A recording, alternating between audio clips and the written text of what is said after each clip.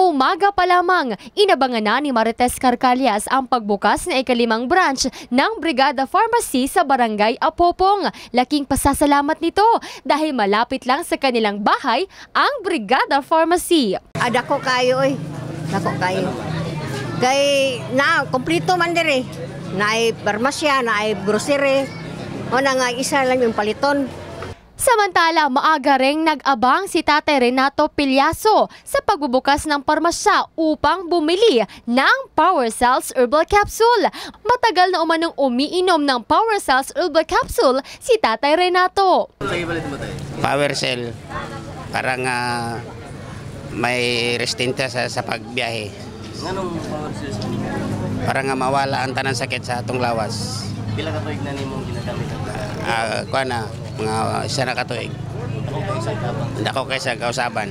Mabibili sa Brigada Pharmacy ang mga sumusunod na Brigada Healthline products: DriveMax Adult Herbal Capsule, DriveMax Coffee, Power Cells Herbal Capsule, Power Cells Liniment Oil, Power Cells Soya Coffee, Nutri-Cleanse Herbal Capsule, Fast Relax, Guard C Calcium Ascorbate, at ang pinakabagong produkto ng Brigada Healthline product, ang Curamed Herbal Dietary Supplement Capsule. Nandyan rin ang mga grocery products. Ang usa sa mga purpose gud nga tuning butang dinhi nakita nato nga wala kay pharmacy nga nagserbisyo ining lugar.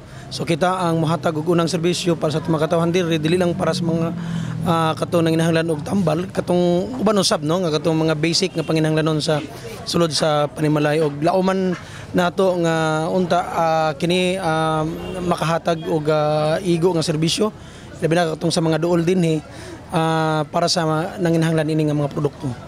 Nakatanggap din ng freebies ang first 100 customers na maagang nag-abang at bumili sa Apopong branch. Jessa Laduna, Brigada News.